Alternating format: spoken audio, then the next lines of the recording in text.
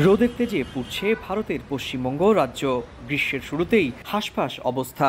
রাজ্যের প্রায় সব জেলার ওপর দিয়েই মৃদু থেকে মাঝারি ও তীব্র তাপপ্রবাহ বয়ে যাচ্ছে। প্রতিদিনই নতুন নতুন রেকর্ড গড়ছে তাপমাত্রা। নজিরবিহীন তাপমাত্রার সাক্ষী সিটি অফ জয় কলকাতাও। বুধবার শহরটির তাপমাত্রার পারদ অতিক্রম করে 41 ডিগ্রি সেলসিয়াস।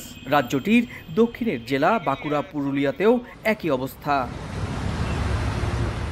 তীব্র রোদের পাশাপাশি ভ্যাপসা গরমে জনজীবনে নেমে এসেছে চরম ভোগান্তি। এরই মধ্যে জীবন জীবিকার লড়াইয়ের কাছে এই তাপমাত্রা রীতিমতো চ্যালেঞ্জের রূপ নিয়েছে। তাই তো একটুখানি বিশ্রাম কিংবা ঠান্ডা পানি ও ফলের জুসই ভরসা হয়ে উঠেছে অনেকের কাছে। যাদের এসি আছে তাদের তো ঠিক আছে, যাদের এসি নেই তারাই বেশি কষ্ট ভোগ করছে। রোজই আরো বাড়তে থাকবে।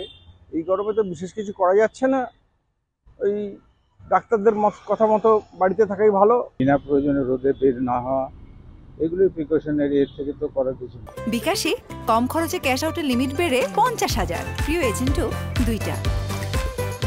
এই অবস্থায় বেশি বেশি পানি পান সহ প্রয়োজনীয় পরামর্শ চিকিৎসকের।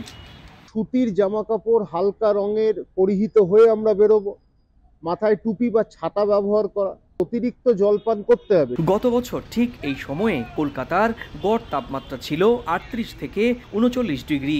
এবার গত বছরের রেকর্ডও ভেঙে দিল বৈরী এই আবহাওয়া। তবে চলতি মাসের শেষ দিকে পরিস্থিতি কিছুটা উন্নতি হতে পারে তুমুল ঝড় বৃষ্টিও, বলছে আলিপুর আবহাওয়া দপ্তর।